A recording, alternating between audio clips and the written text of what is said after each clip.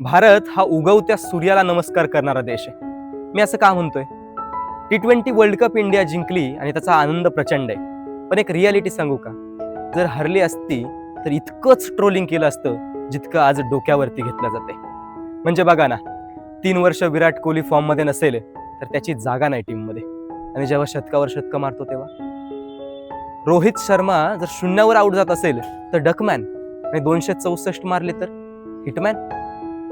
अभिषेक शर्मा ज्यानं इतक्या दिवसामध्ये का खेळत नाही, याला हळू खेळता येत नाही का, आणि आज मारलं तर काय 6 मारतोय यार. जेव्हा संजू सॅमसन टीम मध्येच नसतो तेव्हा त्याची आठवणही नाही कोणाला संजू सॅमसन कोण. आणि आज जेव्हा लगातार 3 नॉक्स सुपर स्ट्रायकरने खेळतो तेव्हा इतकी दुहेरी भूमिका असते ना या देशामध्ये. म्हणून म्हटलं की उगवत्या सूर्यालाच आपण नमन करतो.